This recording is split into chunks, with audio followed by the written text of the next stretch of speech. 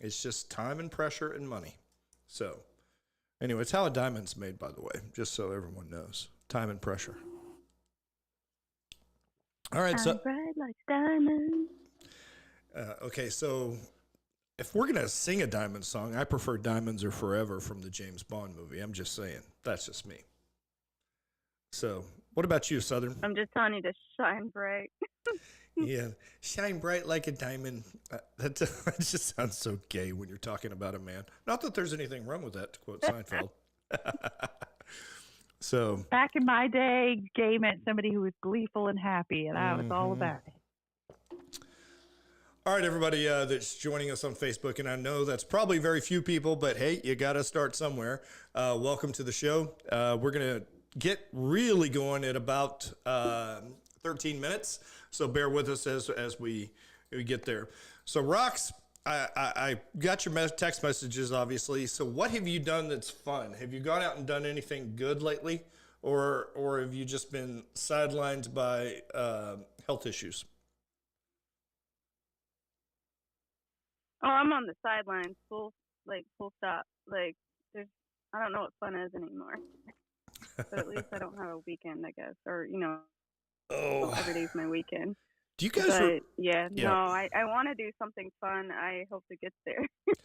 Do you remember that line from Idiocracy where he said, "I did nothing, and it was everything I always thought it could be"? That's what I wanted to do yesterday, but I did have to go and do one quick work errand.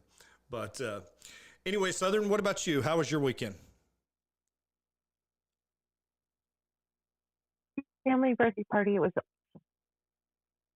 Okay, I got family birthday party, and then I had you about 3 by. Rox, could you hear her? I heard awesome. Okay. All right. No, I was just awesome. hoping it. I heard family something, and it was awesome, and I love that because family's everything. Totally agree. All right. Southern obviously has the hardest job of anybody on the show. She's actively raising children. Dr. A has already done her job, and she's raised children. Now, Dr. A, if we were to look at your children, what would you say your winning percentage is? I mean, are they all good kids? Absolutely. Yeah, they're all good kids. They're all self-sufficient. I told them to save up so they can take care of mommy one day. Yeah, I mean, the youngest one is more left-leaning than the older two, but he went to school during a different time, right? He graduated during COVID. I mean, graduated college during COVID. So, yeah, it was ugly, and he had more left-leaning friends. But I hear things they say, and I giggle, and I say, welcome to adulthood. I just think this generation of young people have no clue what life is, and they've been sheltered. So thankfully my kids were not sheltered. Well, right now I'm going to say I think I'm 1-1 with, one decision still pending. So the rubber match is growing up. So his birthday is actually approaching. But I've got a child that's a doctor, and I've got another child that is just a mess, just a complete mess. And if you had to guess which one of them had the higher IQ, the mess. But the daughter had dad's grit, and so that made it to where she achieved things. And I'm very, very proud of her, even though she hates dad because dad's an arch conservative and she is not. And what really bothers me about that is she turned You're into describing my entire sibling. She turned into a liberal on my money. I sent her to a very exclusive private school in Dallas for girls so that she would get a good education. And then I sent her to a liberal university in Austin, St. Edward's University. So it is my own darn fault. All right. So what about you, Southern? I think your oldest child is in the teens, correct? No, my oldest is much older. All right. Hey, am I cutting in and out on you guys, or just Rox? I'm hearing all of you cutting in and out. I don't know what's up. Okay. Yeah, I'm getting a little bit of that too from each one of you. Usually the host when that happens. All right. Well, Rox, what's the solution to this? Yeah, it's usually the host. you have to reset the space, but I don't even know if you know how to do that with 9 minutes left before you go live. No, I do. That's close the app and log back in, right? I don't want you to accidentally mess it up. No. You swipe up on the iPhone and then you log back in, correct? Kind of. So you reset the app, and it's best ran from your phone. And my solution to making sure it doesn't crash is to also have it logged in on a laptop side. Yeah. But yeah, you have to kind of like reset the phone, close the app, and you got about 90 seconds, or you lose the whole space. All right, we'll do that, Rox. Rox, you got it. All right.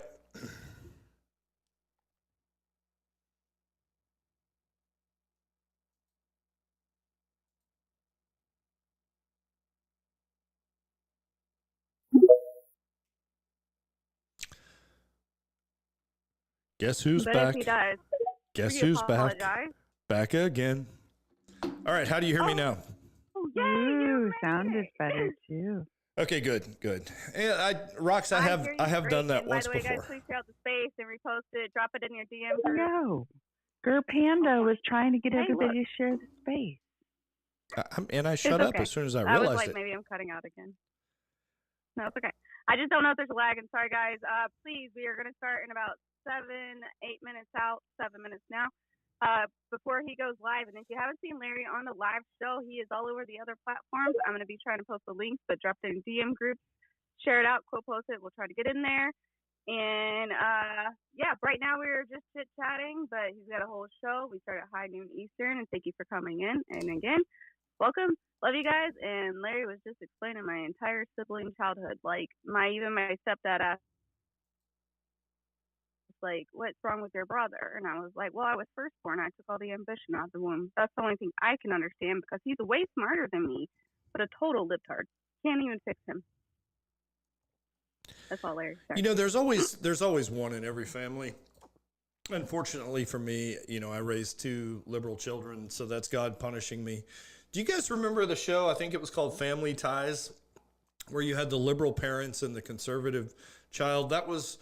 My parents were Southern Democrats when I was growing up, but that's back when Southern Democrats were really Republicans.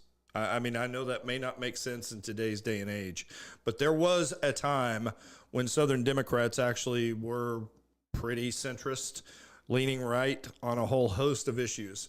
So I was the first registered Republican actually in the family, with the exception of my stepfather. So yeah, it was definitely an interesting time growing up. I remember we had a very, very liberal government teacher, and she got very upset because she had this game that we were all supposed to play where you were going to get along with other nations and work together. And we looked at the rules and we saw that we could invade and take the resources. So the class was divided into four nations. And so we had just eliminated one of the nations, signed a treaty of peace and friendship, eternal friendship with the other nation, just to give us time to move our armies up to their border. And when we actually started the invasion of the other country that we had the peace and eternal freedom, she stopped the game. She's like, you guys are crazy. And I'm like, no, we're not crazy. We just are American imperialists. She really hated that answer. But so I've kind of always been wired that way a little bit. And it probably didn't help when I get to college. And the first thing I see walking up the ramp after I get off the bus at the Air Force Academy and get yelled at is a poem by Samuel Walter Foss. Bring me men to match my mountains, bring me men to match my plains, men with empires in their purpose and new eras in their brains. Great poem. They actually took that down when they changed the Bring Me Men ramp to the whatever ramp. I don't know. They haven't received $1 from me since they eliminated the Bring Me Men ramp, but that's me. All right, we are at 10:55. Rules of the space are pretty simple. Don't talk too long. We'll ding you if you do.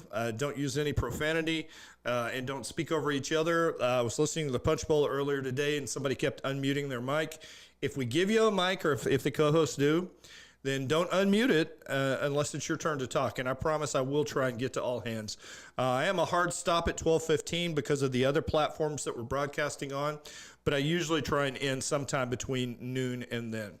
All right, so the question of the day is, when you were a child, what was your favorite food, and what is your favorite food now? And I'll start with you, Rox. Pizza. and then pizza. So it's pizza and has remained pizza. Now, do you eat good pizza with pineapples on it or a communist pizza? Okay. Well, I also help a communist. Yes.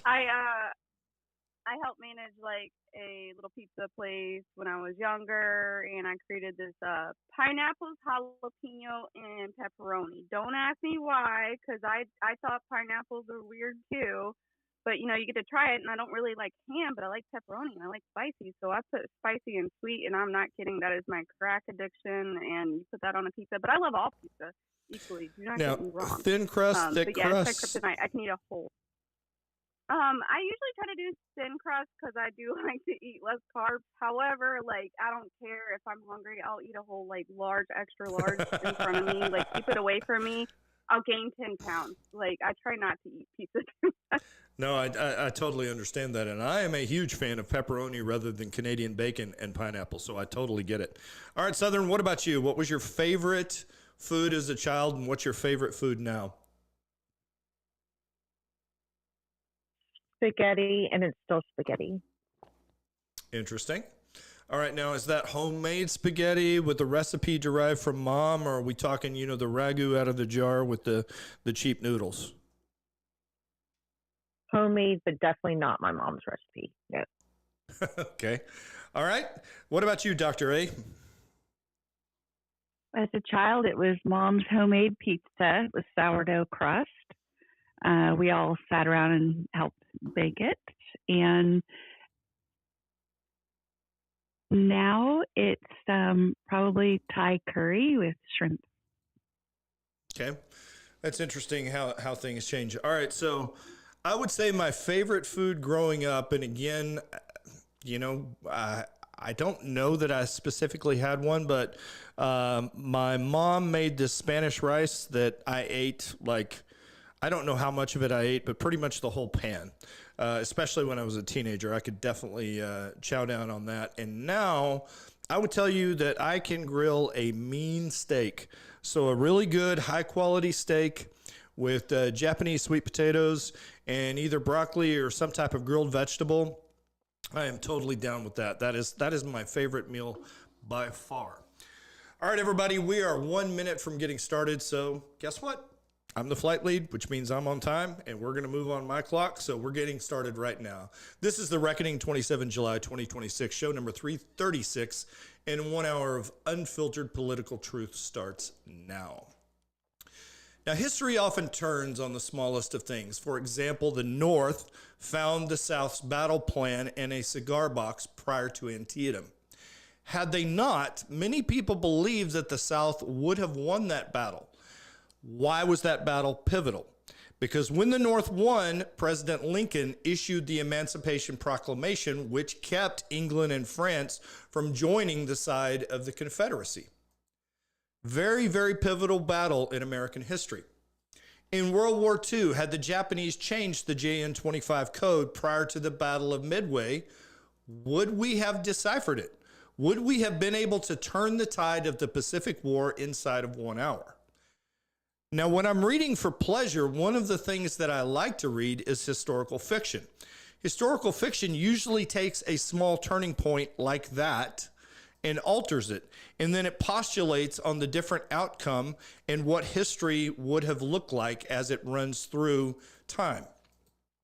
Now, I did find myself, and over the weekend, because of a couple of events that I looked at, thinking about World War I. Now, I have often said that World War I is the stupidest war in history, and I still think that. I mean, think about this. Many nations back then had kings or queens that were actually blood related. All of them professed the same religion. All were in the industrial age and had basic rights at varying levels and basic self-government with a couple of exceptions. And yet, they fought a civil war amongst European Christian nations. I wonder, had they united and driven east and taken Constantinople back from the Turk and then driven south into the Arabian Peninsula and destroyed the black rock that the Muslims orbit around like the monkeys from 2001 in A Space Odyssey, what would have happened? What if the nations of Christ had united and slain the infidel? Because if we take control of the Arabian Peninsula and drive Islam out, we discover oil within 10 years of that. There. Kind of crazy. Now, there is no question in my mind that the world would be a better place without Islam. It's one of the reasons I know the religion to be false, and I do not feel the same way about Christianity. It is a shame that modern Americans and Europeans have difficulty recognizing political systems that are not only hostile to our way of life, but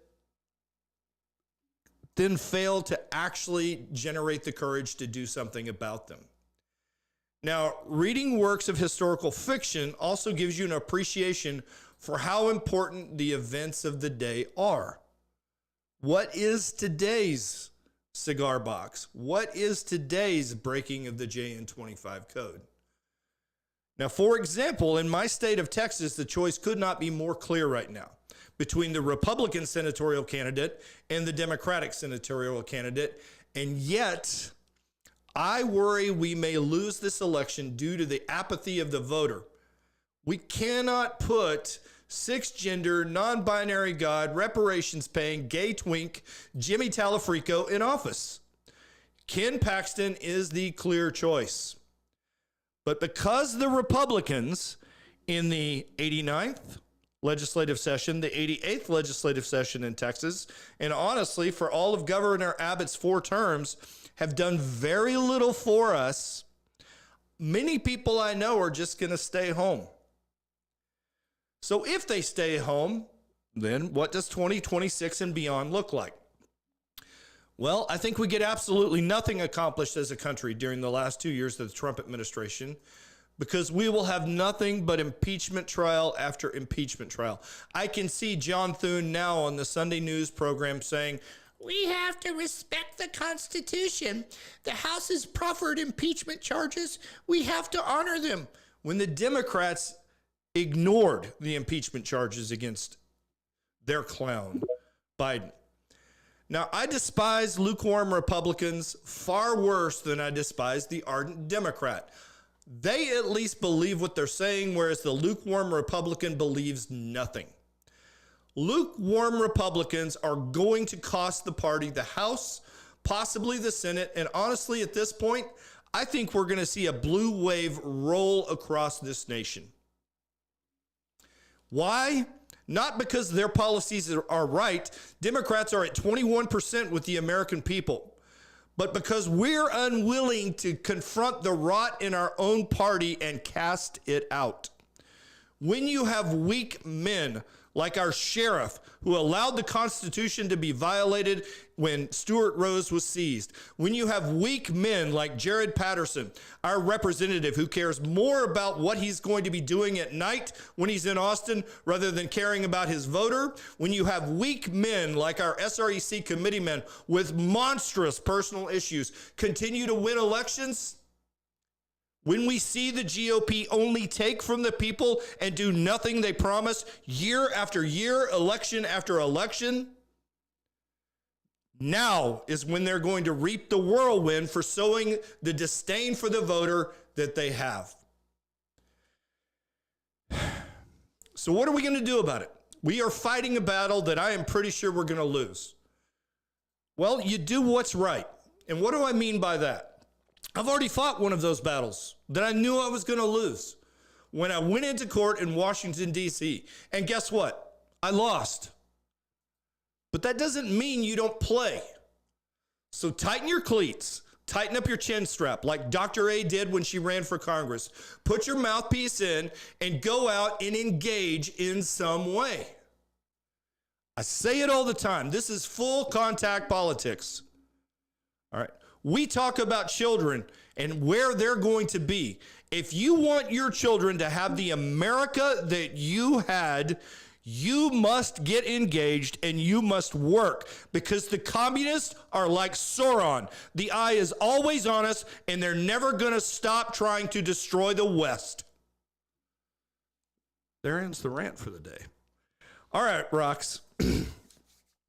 What do you think? What have you done? And I know you got some health issues you're working through. Dr. A and I've got an easy one. Southern's busy raising her kids, but I need Roxy to get involved. So, Rox, what do you want to do to help the Republican Party in Florida? Oh, well, thanks for slamming that in my face out of nowhere. I do all I can. I try to volunteer where I can when I can. But when I'm down, I am down, unfortunately. I wish I could go and do stuff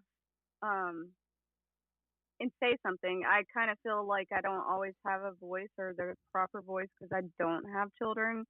So I don't want to get involved in school stuff specifically because, I don't have that background to drive it. Even though I'm very strong-minded about children, how you should raise them, I don't have to do it myself, because maybe I have a different opinion. So I don't want to put myself in that kind of position. But at the same time, I just kind of do advisory stuff or whatever I think, because I just like, me, I like to see both sides at all angles of any kind of coin. A pancake has two sides, you flip it, there's another. And I like to kind of point out that perspective to people and do the best I can with that, just because I've lived a very different life, especially in the military, and I've gone through a lot of challenges. So I do understand some of the libtard side. Like I said, my mom used to call me a mixed breed until I was like, no, they've done gone completely crazy over the past 2 decades to the point where I can't even understand them. They've been hijacked by, and like, that's why I call them a mind virus because they literally have been hijacked. These people have been brainwashed.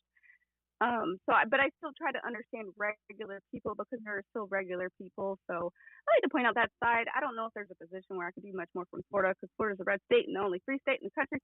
Okay, maybe not the only. Texas, I would put close second. But Florida is the best, just saying.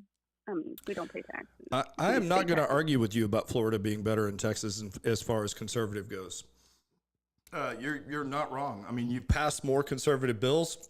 Your governor's farther to the right. I mean, I want my state to move to the right to where Florida is. So you are not wrong there. All right, let's get on with topic one. Now, I've got kind of an interesting history with The Economist. Sorry, Dr. A, go ahead, and then I'll go to topic one.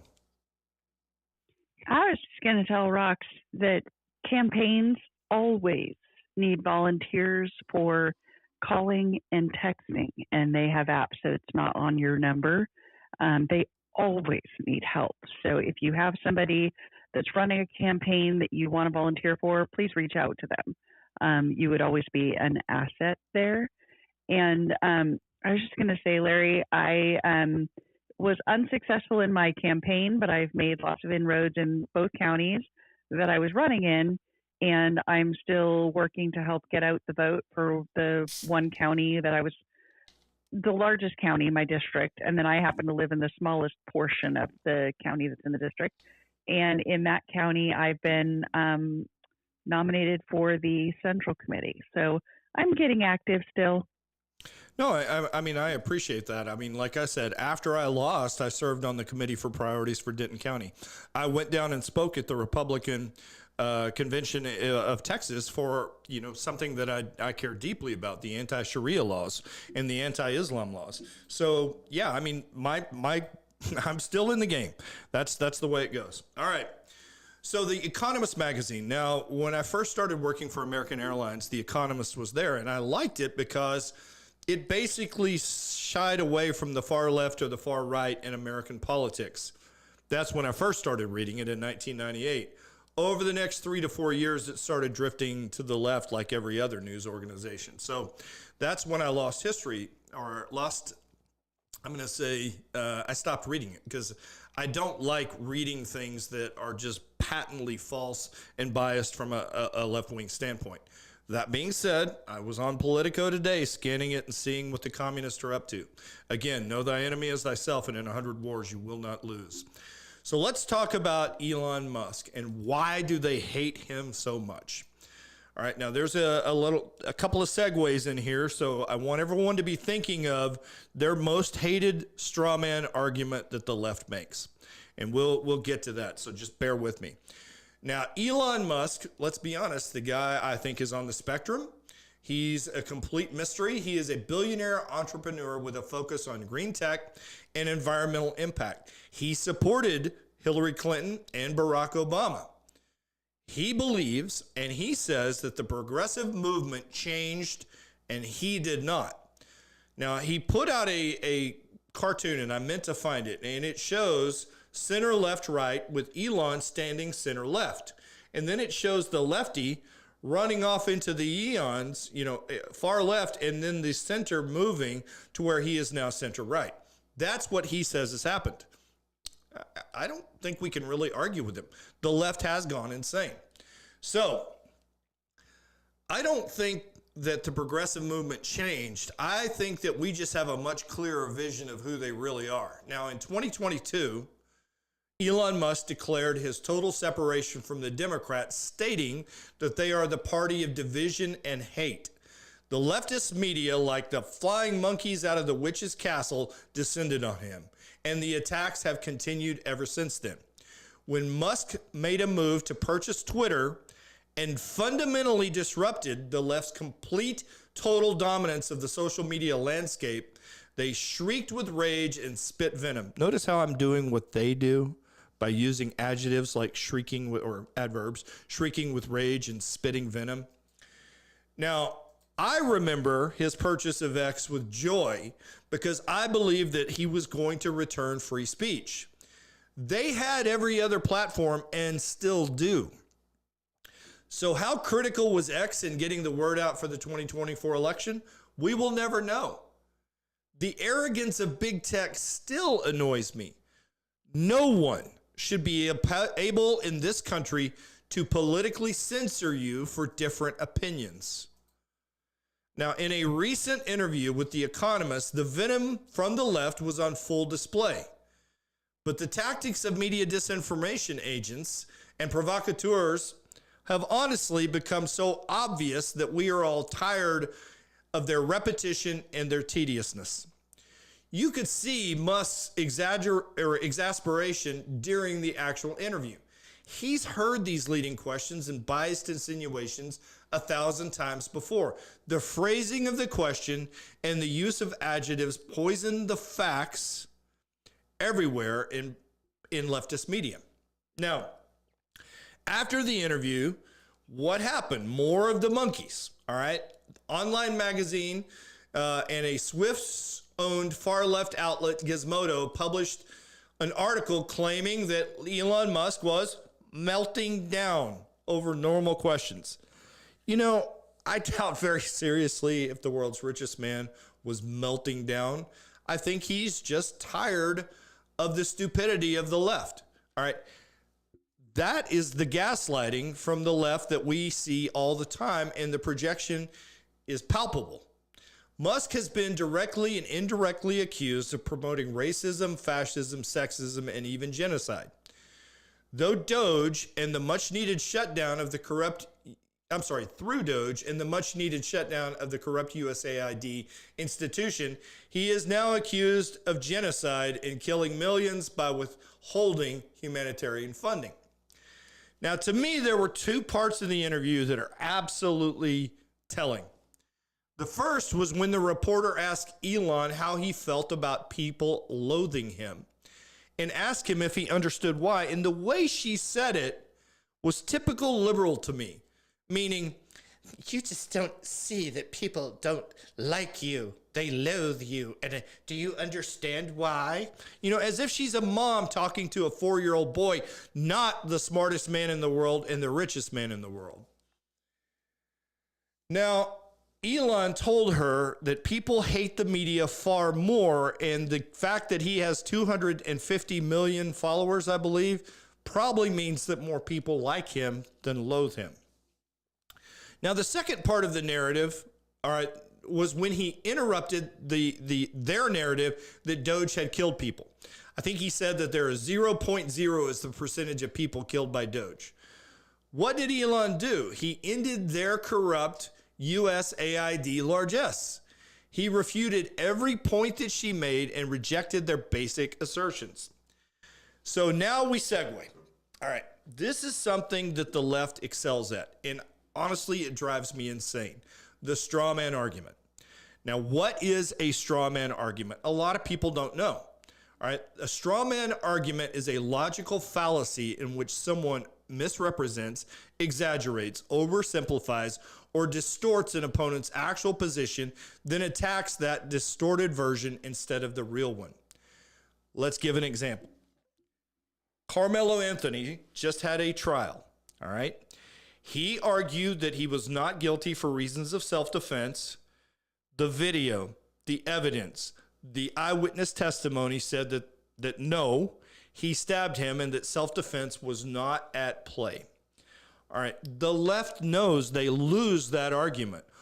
The argument being, did Carmelo Anthony murder Austin Metcalf? They lose that argument every single time. So what do? Rather than argue that he's not guilty, they argue that the judge was biased and the process was rigged. So those are their straw man arguments to avoid the more obvious argument that they're going to lose on. So I want to look at the straw man in our society right now. Now, Elon just hit one. USAID shutdown led to deaths. Okay, I've heard that everywhere parroted inside the media. I haven't seen it. All right, I just don't see it at all. All right, Republicans want to cut Social Security. I'm telling you, for those of you that are new to the political game, literally since I started paying attention to politics, so roughly 1977, every election cycle, I hear Republicans want to cut your Social Security. Why do Democrats say that? Because they want to scare the elderly into voting Democrat. All right, there's another one that drives me absolutely crazy. Republicans are racist because they want to secure the border and deport illegals. No, there's a difference between being a racist and a difference in wanting a secure border. So I thought I would ask my co-host, and I'll ask you, Dr. A, starting with you, what straw man arguments drive you insane in our country right now? And everybody that wants to, please grab a mic, come up and tell us what straw man arguments annoying you. So one of the ones that made me the maddest during COVID was the running around saying the unvaccinated are killing people. And they do the same thing. They say that anti-vaxxers want children to die of measles and polio. And lastly, because I'm a big Second Amendment proponent, when they say that Republicans want everyone armed and don't care about school shootings or mass violence. Those make me mad. Yeah, and that's like every single time. I mean, every single time that happens. All right, what about you, Rox? What straw man arguments do you have that just drive you insane? Well, I agree with Dr. A's ones, but I guess more on like maybe the recent arguments of keeping men out of women's or biological men out of women's sport means you're transphobic or you're homophobic and all that. Like, no, nobody said that. We're just protecting little girls. And, you know, that's literally what the whole like past. I don't know. Where's everybody been the past 50 years? Like, do you want to go back to the 1940s? But either way, like, it doesn't make you transphobic or homophobic just because a biological scientific thing can be proven. So I really hate that one lately. There's so many. When I was like thinking this over, I was like, oh my God, I can go down. But I'm just gonna go down recent because Dr. A covered a lot of the good ones, especially for like it's just their playbook. It's literally what they do. Yeah. Like, what do you mean? You hate everything? No, I didn't say that. I actually just said I wanted to, you know, I think this is right and this is wrong. It doesn't mean you got to tag on 50 other things on top of it just because of it. But that's what you do because they project and they, you know, they do all that stuff because it's quite hilarious when they do it because you're like, wait a minute. And if you have any like little bit of logic, you can like attack them back and be like, no, I didn't say that. Repeat back to me what I said to you. And they don't have anything. Just use that against them. No, I totally agree with you. And I mean, honestly, they're so insane. You just can't even really rationalize with them. All right, Southern, your turn. What is your straw man argument that drives you nuts? Trump. Say somebody will always comment, but Trump XYZ. Won't have anything to do with him, but it's about Trump. Big orange man. You know, yeah, orange man bad is definitely one of their things that they like to do. Hey, getting back to Carmelo Anthony for a second, I'm seeing everywhere on Facebook, they're saying, oh, he's getting a new trial and all this nonsense. So just so that we're perfectly clear in Southern, could you tell us exactly what's going on in that case right now? So they filed an appeal, which everybody's eligible to file an appeal for. Everybody should file for an appeal. Yep. Nothing's been decided. There's no way he's going to get a new trial. Not that I've seen, not anything that they submitted as a reasoning behind getting a new trial. Yeah, and just so everyone understands, he's not getting a new judge either. What happened is Judge Roach was offered to recuse himself. He refused.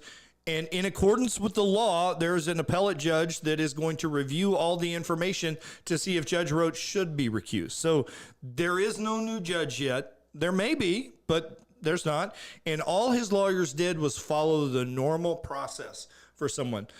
Honestly, he's lucky that he didn't commit this murder a few years later, or he would be metaphorically riding the lightning. Texas doesn't do that anymore. We have lethal injection, which is what he would be receiving.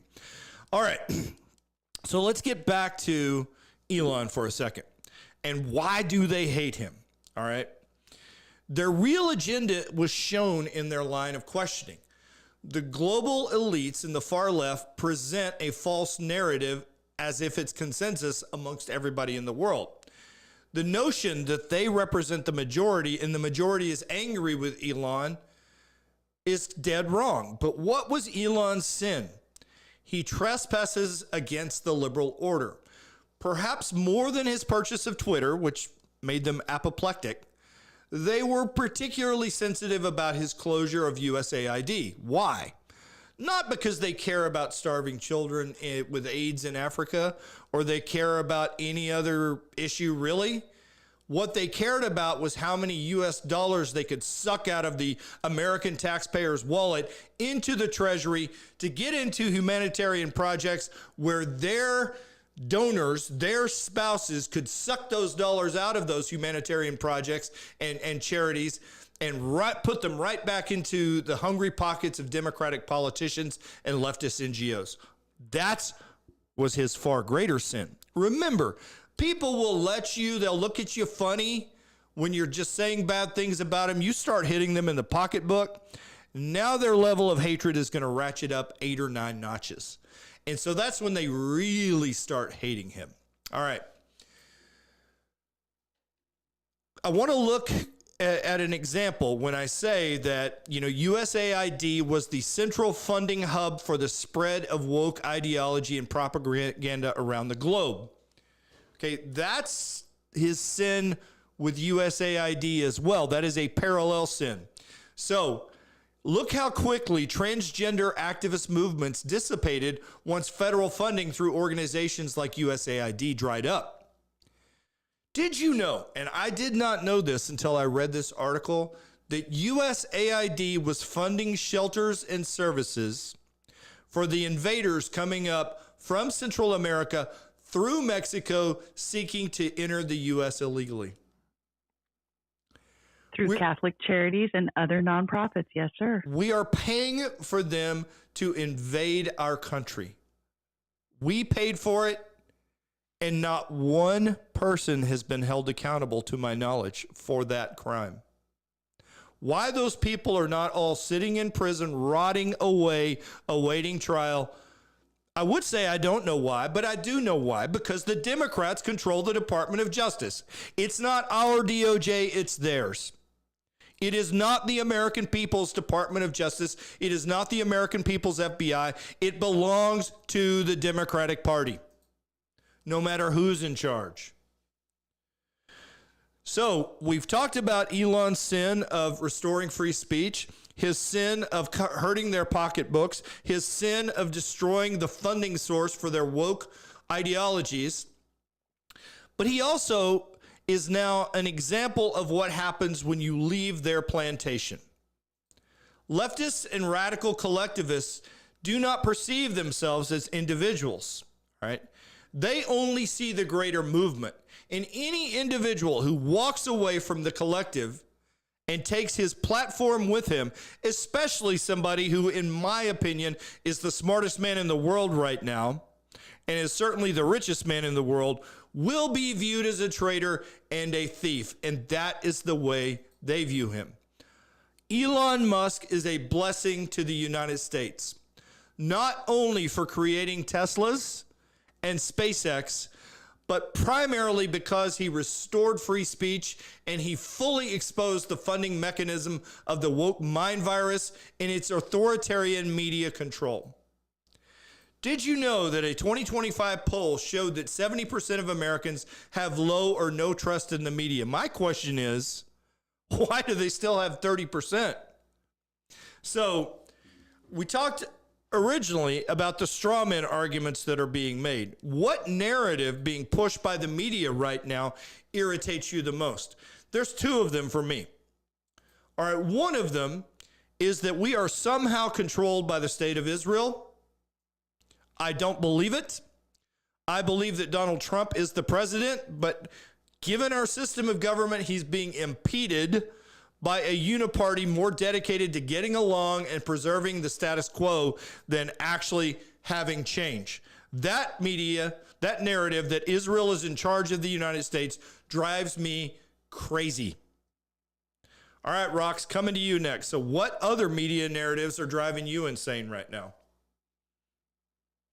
Oh, I don't know. That one makes me laugh so hard though, because Israel is very vitally important to military strategy and all kinds of stuff. But I think it's hilarious that they think anyone controls the United States. Like I always say this: every single country has a deep state, and they have like these bad actors and people who want to infiltrate all governments in every single country. And then everyone's like, well, they're their little CIA version. Yeah, okay, cool. Every single country does it. So please stop with this argument. Like it's just so ridiculous at this point. Nobody controls us. If anything, we're probably doing it more than anybody else. China, Russia is the absolute worst. I don't know. There's so many on the media. I'm actually, can I just kind of go back to something you said a few minutes ago? Of course. It reminded me, I love the Democrats. Their entire party is like imploding right now because they realize the DSA is taking over and infiltrating so hard that they're losing their mind. And I don't think they even know how to use these straw man arguments at this point, because they're literally like, oh my God, we're being taken over by communists. I think they're realizing it slowly. And so I think watching that on the media right now, especially the segments, are like cracking me up the most. I'm not even seeing them lately. I did see them a lot before, but I'm loving it though. I love watching this is the mistake you created and you encouraged, and you literally wanted to put a Nazi in. Oh, I know. Isn't that insane? An actual guy with an SS tattoo. Insane. Yeah, and a terrible human being on top of it, just all around. They knew that. You have to know that. Look at the interviews of people who vetted them. They don't know what they're doing, and they talk like this. Exactly. All right, Southern, what about you? What media narrative is driving you insane? The whole race thing. Like, Carmelo Anthony was only being held responsible because he was black. Nolan Wells died because he was black. Like, all of this stuff isn't even close to the truth, but that's what they want to spin it into, and I'm sick of it. I am as well, and I think we're getting about time in the election cycle where the left is going to try and ignite the race riots across the country. So yeah, just be ready for that. It's like a plan, almost like they like these things. What about you, Dr. A? Like it's in a playbook or something. Yeah, imagine that. All right, Dr. Orange A. Man bad. Orange Man bad. Yes. It's all Trump's fault. It is, and I don't know why they had him go and speak at that correspondence dinner. I mean, again, I criticized last week the staff work. What were they thinking was going to happen? That he was going to tell some joke and suddenly Caitlin Clark, or not Caitlin Clark, I'm sorry, whatever the CNN chick is, and is going to Dylan Mulvaney for CNN. I can't think of her name, but is he? It is Caitlin Clark. Yeah, is he going to think that actually happened? All right, go ahead, Gur Panda. I was just going to say, Dr. A, you just reminded me, the Virginia lady who accused of, we found like 6,000 plus people that are non-citizens, but it's Trump's fault. That was when she said Orange Man's bad, that's the latest, it's Trump's fault, even though it was in the prior administration, had nothing to do with Trump. they're still somehow finding a way to blame Trump over the last 4 years, even though he wasn't even in office. This is like cracking me up. How many times, like even like the drones, remember the drones guy? Yep. But Trump wasn't in office yet. He wasn't even elected when that was going on. People so have sad. yeah, they have short memories and they're retarded. Come on, just look at the dates at least. Like Google it. All right. I hear you. All right. So, all right, Crazy, go ahead, sir. What media narrative is driving you insane? Well, I think I have a prospect to the media narrative that needs to be considered. The psyop that's involved, and I'm going to say it, nobody else wants to. You obviously have certain organizations that own the media, yet you have Trump against the media, yet he's in bed with Netanyahu. There lies the psyop.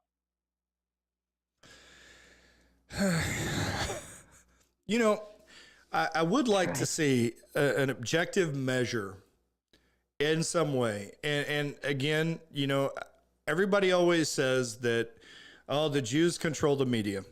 All right. I don't see it. I don't. They certainly don't control X. It's the CCP, X. Larry. What? It's the CCP. It's the CCP that controls our media. How is it the CCP? Look at the CEO's name. Are they CCP? Yes, sir. CCP No, they're pays not for CCP. the advertising that makes these companies jump. Therefore, when CCP snaps, the companies jump. Well, we're talking about China? China. Uh-huh. Crazy. We do know, based off what the president put out last week, that China was paying reporters to report hostilely against the president. So, I see what you're saying. Our only gripe with China is economic. The reason for the strive for AI is to be the lead in AI against China, and it's purely economic with them. We don't have any physical kinetic threat from China. Yes, we do. They've been No, we do not. they've been have hitting any us with, physical excuse presence. me, we don't have talk no over threat. each other in this space. We don't We've threat. been having biowarfare issues with China since COVID, and if not before. And on at least a monthly basis, we're arresting a Chinese person bringing either a pathogen of some type or a mold type thing coming over the border and trying to plant it into our food. There were some wild frogs that would damage the water supply that they tried to plant as well. I am of the belief that the cyclospora is from that very thing, but hey, what do I know? All right, So, Crazy, I'll give you the last am I allowed word, to and then I report? got to go on to the next topic. But go ahead, sir, with the last word. Thank you, Lieutenant Colonel. Look, that stuff goes on all the time, and it's not just China. There's other organizations that try to poison our food chain and our water all the time. You have to look at things on a macro level. The whole reason for the Strait of Hormuz is economic. Everything we do in Iran and Iraq is purely economic. Has nothing to do with anything that has to do with China. Yep. China's completely separate on the economic front than Iran and Iraq, other than the fact that they want to use the yuan as their dollar. I look at things from an intelligence standpoint, Lieutenant Colonel. I don't look at what everybody else believes. Yep, I understand. All right, thank you, sir. Southern, go ahead, ma'am, and then I want to go to the next topic. No, it's okay. Go ahead. All right, let's talk Flashpoint Romania. All right. This, again, one of the things, and Crazy's military, I'm military, Rox is military, I believe Grizzly's military. All right, we kind of just look at the whole world a little bit differently, and I see the world right now as a series of flashpoints. I'm actually really a lot more worried about World War III than I have been in a while, because I know that the Chinese and the Russians are providing intelligence to the Iranians that they're using to target our bases with drones and missiles and other infrastructure. So, President Trump specifically warned them not to do that on Truth Social, and he wouldn't have warned them not to do that if they weren't already doing it. To be fair to them, though, where do you think the Ukrainians get all of their information? They get it from Uncle Sugar. We play the same game they do, all right? And again, I feel like, it's a bad Wonder Woman script or whatever, but, once the God of War is out of the bottle, he's going to keep running as long as you let him. And we've got too many areas right now that could escalate massively. And one of them kind of highlighted itself again over the weekend. All right. In Romania, All right, which, if you're a dinosaur like me, you still think of as being Eastern Bloc, but Romania is a NATO member. Romania has American F-16s, and Romania doesn't like Russia. So this week, we saw the Ukraine war spill over into Romania when the Romanian Defense Ministry shot down 2 drones that violated its airspace within 24 hours. The military said that their radar systems had earlier picked up a drone operating in the vicinity of the Ukrainian border, and F-16s were scrambled and successfully shot it down. A very similar situation played out Friday over an unpopulated area near Pedino, which is a town northeast of the capital of Hungary, capital of Romania. In that case, all right, it was Italian Air Force Eurofighter Typhoon jets deployed, and they shot the missile down. Now, authorities did not immediately identify the drone's origin, but they're pointing to the Russian military. Romanian Defense Minister Radu Minuta was called into the national media and said the impact site and the drone wreckage are currently being analyzed, but the pattern is consistent with previous flights by Russian drones. Early indications say that it was a Shahed type drone. Where did the Russians get the Shahed? From Iran. All right. There have also been past instances of Ukrainian projectiles entering friendly neighboring countries' airspaces.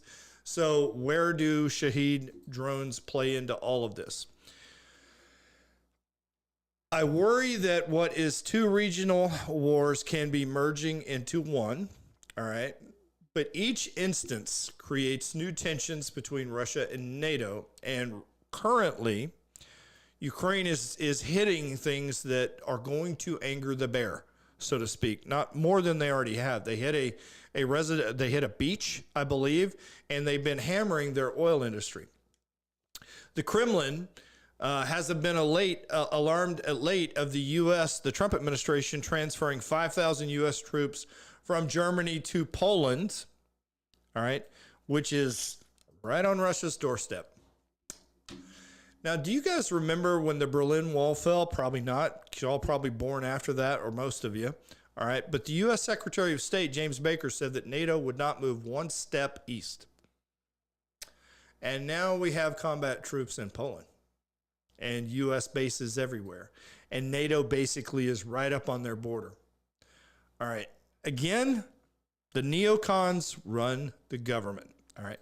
One other thing that I'm going to tell you that's kind of being hidden, but, I believe that the Iranians hit a Saudi Aramco oil processing facility. Again, if I was the Iranians, I would not make peace with President Trump. I would hit the oil facilities because higher gas prices hurts the entire U.S. economy. All right. Now, if I was President Trump, I would actually be choking the life out of Chinese oil. No oil would flow to China. Why? Because China is behind Iran and backing Iran in this. So again, we got ourselves into a war that I said would cost us the midterms. And as we get closer to the midterms, it gets more and more likely that this war is going to cost us. I don't see any way out of this. I don't see us having the political will to do what is necessary to bring them to the table. And I think even if we did have that will, we would be so, I'm going to say, vilified by the rest of the world that it would hurt the United States moving forward. Do you see any off-ramp? Southern, I'll come to you. Is there any off-ramp from this Iranian war? I don't see one right now. Yeah, the only way would be if they laid down their arms, but I don't see them doing it. Yep, I'm with you. All right, what about you, Rox? Off ramp. I mean, we're gonna have to get on the off ramp, but you're talking about now, like how deep it has gone. No, they got to be wiped out. That entire regime. At this point, it's just, yeah. There's good people there. There's people who don't want to be under this control, but they're clearly never going to stop. But we've known this. They've never stopped for the past 50 years. They won't stop. No, I know that. I don't know how to get rid of that regime, though. Okay, I mean, again, I do. Nuclear weapons would work, but, then what? All right. I also know that we could invade and topple a regime, but what are we going to be left with? a new variant of ISIS, a Shia variant of ISIS, as opposed to a Sunni variant. There is no appetite in the American people, and I don't have an appetite to invade. I don't see an off-ramp here. We have probably bombed everything that's worth bombing, just given the way things work. Now, President Trump keeps talking about, and he said no less than 10 times, I'm going to bomb them into the Stone Age. You can't threaten unless you mean to do it. It just doesn't mean anything anymore when he says it, because they haven't seen it. Now, I do like the idea of tit for tat, meaning you hit a tanker, we drop a power plant. You hit a tanker, we drop a desalinization plant. You hit a tanker, we take out a bridge. So, I like the idea of the equation there, but I don't know how we get out of this one. Dr. A, do you see an off-ramp? And then I'll come to you, Crazy.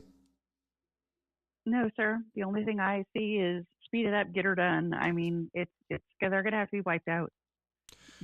Specifically the IRGC, not the people. Okay. There are people of Iran that are good, and they need a place to be able to rebuild back up again. All right. So 2 of my co-hosts have said wipe them out. How do you do that without putting troops on the ground in Iran? I'm asking. You can't, unless a guy with combat boots is standing there making you change your regime isn't going to change. And I'm an air power advocate. Trust me, I would love to solve this problem from the air, and we can if we're willing to use the big bright boys, but I don't think we are. Go ahead, Crazy. Yeah, part of what I was going to say, you just said, you're going to have boots on the ground over there. The topography of Iran. Yeah, it's terrible. And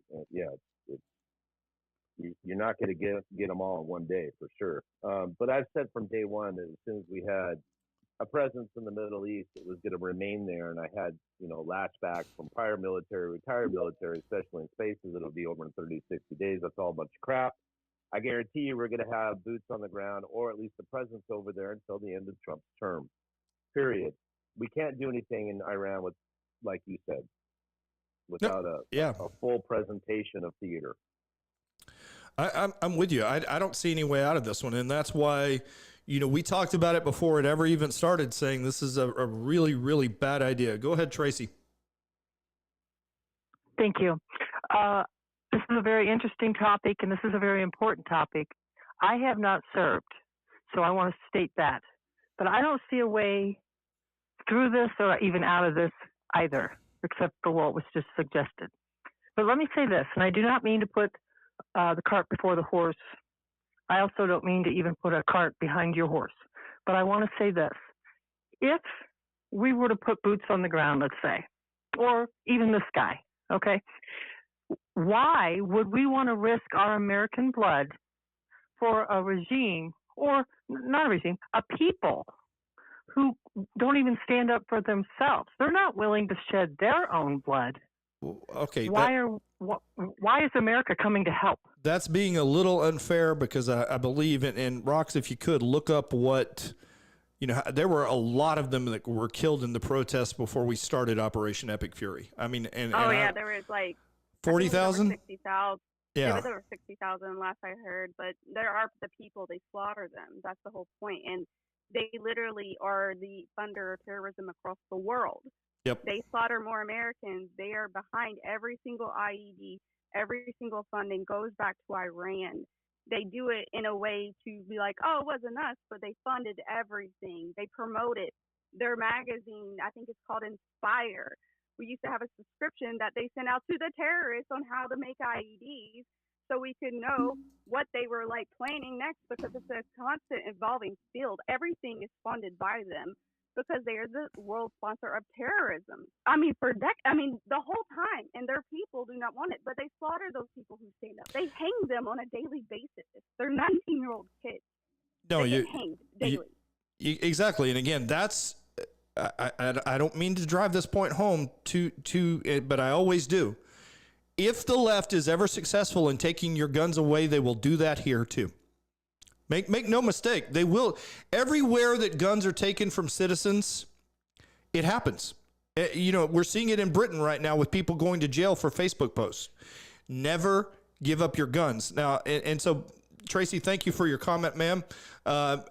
I don't see a way out of this one. I really don't. Grizzly, we'll come to you and then back to you, Crazy. Guys, keep it at about 30 seconds because I got to move on to the next topic.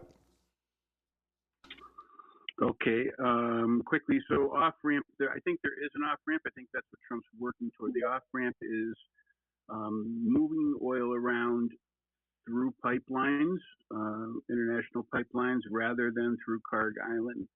And what do we do? I mean, I don't know the physical size and the manpower that would be required to seize Carg Island right now, but that's something I would be looking at for sure. And bombing the hell out of all those missile cities that are underground and Pickaxe Mountain. I don't know. I don't have the intelligence to know how much damage has been done and if it can be done without getting people down in there first, right? Some of those you might have to get people inside and bomb the lower levels of them, and then I don't know. Anyway, that's my thought. There could be an off ramp, but I don't see how it could happen before the midterms. So I'll land. Thank you. No, I appreciate that. I'll just say that Carg Island is too far up. We need something closer to the Strait of Hormuz. I know the UAE is looking at building a canal through their territory. That way we could move shipping through there. And I think I saw something about the Saudis, working with a pipeline. So again, the solution is to eliminate them. Somebody did mention in the comments that Iran has two fronts. Okay, so on the north side, it has been a long time since I've studied this. Is it Kyrgyzstan? I can't remember. What all those stands up there in that region kind of annoy me. So I'm not sure what's on the north side, but yeah, we could come in from the north. We certainly have the air power to do it, but to what point? The second we set foot inside Iran, boots on the ground, it legitimizes the regime even more. So Crazy, I'll come to you, sir, and then Roulade. Yeah, I just had a thought come to my lieutenant colonel, and maybe this will ring a bell. But during joint ops in Storm, it was amazing to me outside the curtain of theater that a certain country would send unarmored Humvees into those areas where most of the pieces being put together in the dirt yard were from that country. It's amazing to me the stupidity that comes with these sometimes operations. In any case, getting back to Iran, Iraq, Israel, the Middle East as a whole, if we were able to structure something on paper economically, I think everybody would get along just fine. I'm out. I hear you. All right, go ahead, Roulade, make it quick, sir, and I'm moving to the next topic. Yeah, I was just going to talk about the off-ramp. So bombing the infrastructure is huge because, it makes it very hard for them to get back to these sites and rebuild, right, which we've seen is happening. Right. Other countries are coordinating pipelines to get around this, so they don't have to worry about the Strait of Hormuz and kind of taking some of that leverage away from Iran. And then the other thing is arm the citizens. The first time we tried that, the guns were taken by the Kurds. And so I think what Trump's really working for is more of coordination with other countries, right? So he's working pretty closely with Lebanon. In Turkey, they seem eager to want to get in there on the ground, and they have some skin in the game too, right? Because, that's their oil market as well. So, and then you look at countries that are, from NATO, like if you look at the EU, Germany, and a bunch of these other countries, if everybody got on the same page and said, all right, let's just get in here, ground game, one huge attack, they could easily liberate this, right? So really it's Trump just waiting to see how these other countries react and buy them time, because the UK has been infiltrated too with a huge Muslim migration. So they also have a battle on two fronts as well. So I think everybody has some skin in the game, and Trump's really just kind of waiting these guys out and saying, let's go. I mean, together they could easily do this, right? And so until that happens, I don't think there is an off-ramp, but I think Trump is showing us that there is, but other countries need to start stepping up. No, I totally agree with you. They absolutely need to be doing that, and they're just not for whatever reason. All right, let's move on to the next topic. 1 second while I adjust. And Rox, I assume you're putting in the photos as we go through the topics. All right, you know, we talked about perception and bias in the media a little bit earlier. All right, and Southern, I'll bring you back up. Sorry about that, my bad.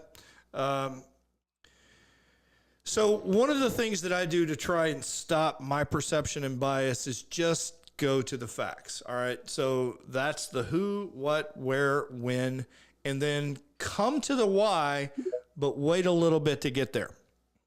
All right. So over the weekend, all right, a pride parade in Berlin was hit, all right, by somebody. So let's get to the facts. Here's the facts. On the evening of 25 July, 2026, and I love how even Grok said this. Grok said a van was deliberately driven into a crowd. Okay, the van doesn't drive into the crowd. A person drove the van into the crowd. So that person was Abdul Balaut, who is an invader of Germany of Lebanese descent, and he drove into a crowd during Berlin's Christopher Street Day, which is a pride celebration in the Tiergarten Park, which is it's on the south side of Berlin near the the central part of Berlin near the Brandenburg Gate. Now, one woman was killed and 29 people were injured, several critically. My numbers could be a little bit off on the numbers killed. You know, again, I do put the show together early in the morning, and the remaining pride events over the weekend were were canceled. So here's what made me kind of go, about this. Is the multicultural agenda so important to them that they're willing to sacrifice people that traditionally vote for leftist politicians in order to protect it? I believe it is, that it is. The problem of intersectionality, okay, and engineered mass immigration is that progressive ideals are not shared by most of these cultures they're importing. Leftists envision a union, a coalition of socialists and minority groups joining forces to destroy the evil colonial West. But they seem to be ignoring the fact that these foreign elements entering Europe and the U.S. hate liberals as much as they hate conservatives. Now, this is a common tactic of the left to immediately try and blame things on other people if it doesn't fit their narrative. All right. So now let's get into the why. Why did the guy do it? I'm not 100% sure. Okay. But his name was what? Abdul. And he drove his vehicle into a pride parade. What does the Quran say the punishment is for being gay? I'm just saying. So, a common tactic of Antifa and their related organizations in the face of a terror attack or criminal event is to divert the public discourse. The pattern is undeniable and undoubtedly well planned. For example, public information on the assassination of Charlie Kirk was immediately diverted with false claims that the shooting suspect was right wing. When that narrative fell apart, what did they do next? They blamed Israel, Charlie Kirk's own organization, and his own wife on that. People, can you just, all right, anytime things get really complex, go to Occam's razor. All right, the simplest solution is normally the truth. What about Thomas Crooks? Did they tell us Thomas Crooks was MAGA? Absolutely they did. Did they hide his social media profile? Yes, they did. All right, we see it all the time, and somebody on one of their Twitter feeds over there said they hoped it was a white Christian that did it. So when a minority or an invader, they call them migrants, commits a crime against a white person, an activist groups organize protest events against whiteness, as if white people are liable for the actions of minorities. Again, Southern, you talked about race. All right, I'm sick of it. All right, I'm exhausted with it. And again, cue the race riots. I think there was one over the weekend, but we're getting into stupid season. We're less than 100 days till the midterms. So here we go again. Why is it that every time an LGBT group is attacked by Muslims, progressives step in and protest against whiteness or against Western conservatives. Have they done this before? Yes. The slaughter at the Pulse nightclub in Orlando was associated with what? Was it associated with Islam? No. U.S. conservative movements. What was the name of the perpetrator? Omar Mateen. What religion was Omar? A Muslim. Now, the organizers of the parade have come out with a statement admonishing anybody who points out that the attack was done by a Muslim and that it proves that Muslim immigration into Europe is a problem. Why can't we look at the world the way it is? They assert that the attempted mass murder should not be used to create division. Are you kidding me? They are trying to kill you and you don't want them to create division. And they said at no point did they cite Islam as a motivating ideology. Then what was his motivation? What was it? Give us an alternative.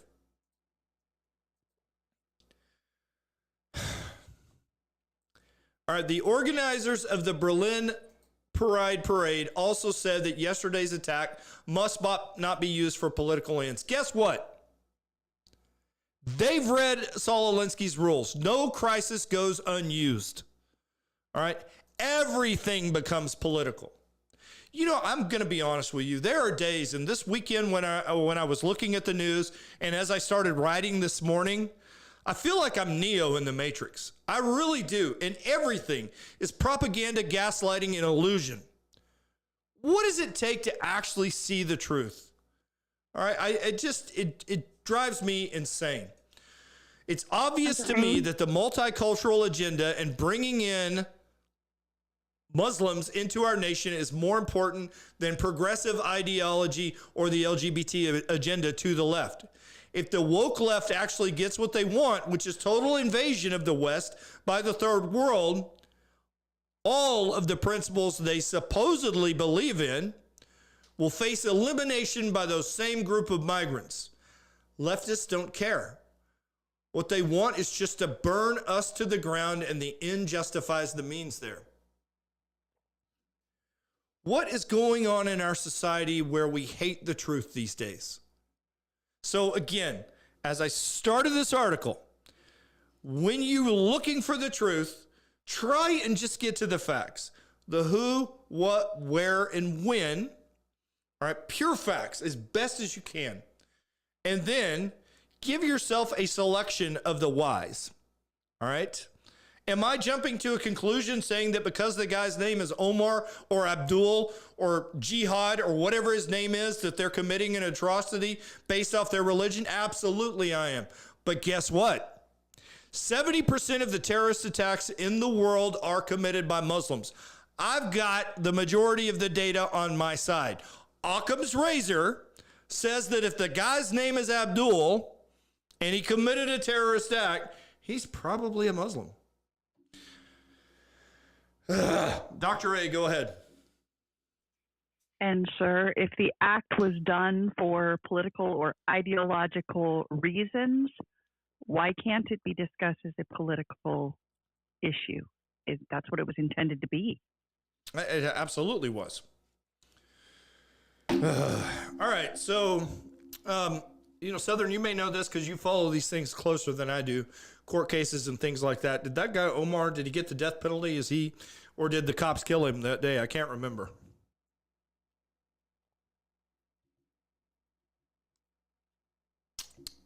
Okay. I don't know. Somebody look that up. Which one was it? I'm sorry, go ahead. Which event was it? That was the Orlando nightclub shooting. Oh, that one I'm not sure. The one that just happened in Europe, I know that guy got shot. Yeah. So he took the cure for radical Islam, the only cure. All right. All right. From that, and Rox, have you posted the picture of the diversity barriers? I'm about to do it now. All right. Guys, you got to see this. All right. The people in Britain, and again, I will tell you, the Brits have a very dry sense of humor that I do like, usually. All right, but they've started calling these diversity barriers. So a family summer beach event in the UK city of Nottingham now sits behind these portable barriers that ROX is posting. They are anti-ram steel barriers, and to me, they are just a pure admission that open border spaces have turned public spaces into soft targets. All right. Local authorities across Britain are installing more of them, and their critics are now calling them diversity barriers. I love this sense of humor. I truly do. Now, what are they? They're heavy portable steel devices designed to stop vehicles from being driven into crowds. Seems to me that Berlin might want to bring over a few more diversity barriers over there, and I'm quite certain the Germans are going to have to put a lot of these up for their Christmas markets here in a few months. So about 15 of the barriers now block the 4 main entrances to the beach. What does it say about the world today that we have to block entrances to our beaches? All right. The Nottingham City Council member Nagal Khan described them as an additional safety measure. All right. How about we just deport the Muslims? That would work. I mean, I want you to think back to the world before they started driving cars into people. All right. British towns did not need steel ramps that can stop a truck. Children played in squares without negotiating filler gaps between anti-ram devices or ram devices. Christian markets did not require military surplus concrete painted in festive colors, which is what the Germans had to do last year. The cost is not only financial. Every one of these barriers that goes up is a confession that the post-1990s experiment in open borders produced a security environment which has led to peaceful European nations becoming war zones. Politicians drone on about community cohesion and diversity is our strength. Disgusting. While the practical response is to harden every public gathering against the most predictable form of attack. When will European men say enough and start terrorizing them back? They congregate frequently in mosques and other places. They tend to live in the same neighborhoods. When you give them quarter, this happens. I hate seeing it, but I remember a day when you could actually drive past the White House in this country. I remember a day when concrete ballards did not line every federal building. I want to get back to that day, but unfortunately we can't. Southern, thank you for the update. The guy, Omar, that killed all the people in Orlando was eliminated by policemen during the standoff. I did not remember that. Thank you for bringing that up. All right, Dr. A, tell me about the Grace Act. What is going on now? All right. So this is a bill that was just proposed this week. And it is currently in committee. So the GRACE Act stands for Guaranteeing Religious Accommodations in Childhood Education, or the GRACE Act. It was introduced on July 23rd by Senator Mike Lee, Republican from Utah. It's co-sponsored by Senator Tommy Tuberville from Alabama. The bill was read twice and referred to the Senate Committee on Health, Education, and Labor. It's called the Health, Education, Labor, and Pensions. It's called the HELP Committee. As of the latest available information, it remains at the introduced referred stage with no further committee action. The bill is short and focused, the way we wish all bills would be. It prohibits the award of any federal education funds to an education or institution or agency that imposes a vaccination requirement unless that institution or agency maintains a policy allowing religious exemptions under these specific conditions.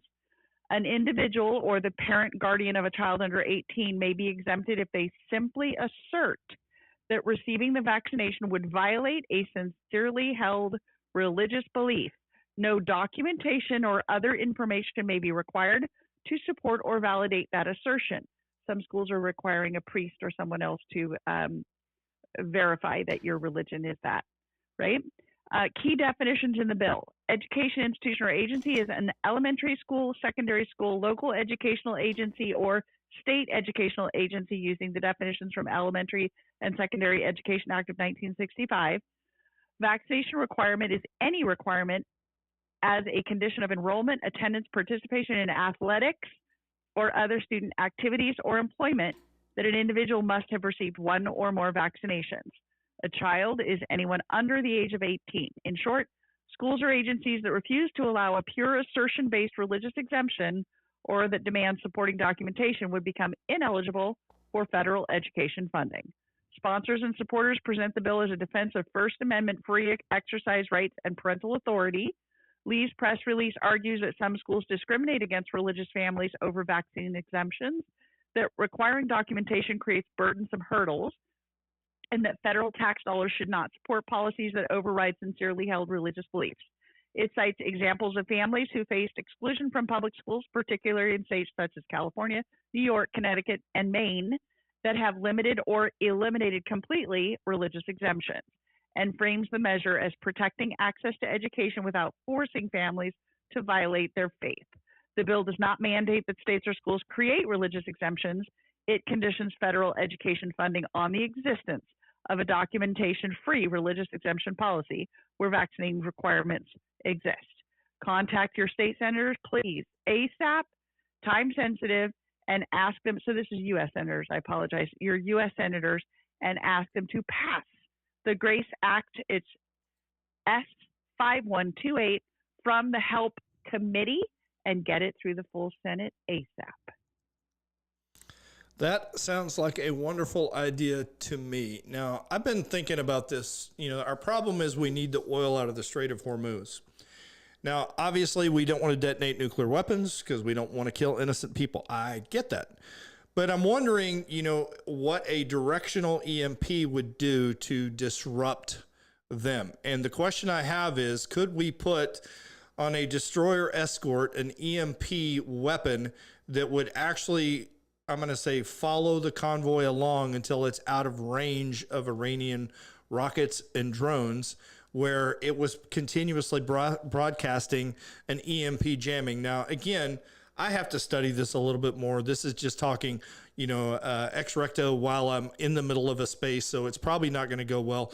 I'm probably going to come off like an idiot, but there has got to be what I'm going to call an EMP type weapon, or something that will what I want is something that will degrade their electronics and their locating systems to the point where they cannot attack oil tankers, which are a massive, monstrous radar target and quite easy to hit. So I completely get that. All right. We are going to go ahead and wrap for the day. I do want to appreciate or say thank you to my co-host that came in ready for the fight today. And we're going to wrap with a couple of quotes. And the first one has always been a favorite of mine since I read the book as a teenager. All right. It's from Dune, Frank Herbert. I must not fear. Fear is the mind killer. Fear is the little death that brings total obliteration. I will face my fear. I will permit it to pass over me and through me. And when it has gone past, I will turn the inner eye to see its path. Where the fear has gone, there will be nothing. Only I will remain. I've often said that to myself in life. All right. I said it when I was in isolation. Okay. Again, at the end of the day, fear is just an agitated state of worry that is going to do you no good. Let it pass through you so that you can act with confidence as you move forward. Speaking of moving forward, all right, again, the problem a lot of us traditional conservatives have is that we are very logical people. So Frank Herbert in Dune said, deep in the human unconscious is a pervasive need for a logical universe that makes sense. But the real universe is always one step beyond logic. What does he mean by that? I've often wondered that. In other words, does the chaos of the universe impact our desire for logic, and thus, you know, therein lies the conflict that is going to always create strife? Could be. That's what I think it means. But I need you to let your fear pass through you. I need you to act bravely, and I need you to take the universe's chaos and order it in your mind into a logical process to where you can achieve what is best for yourself, your family, and your country. I want to thank everyone for tuning into the show. As always, I'm deeply honored that you come in here and listen to the things I've got to say. I know you're all really here to listen to Southern Rocks and Dr. A, and I appreciate that. So thank you again for coming in. God bless each and every one of you, and I hope that you have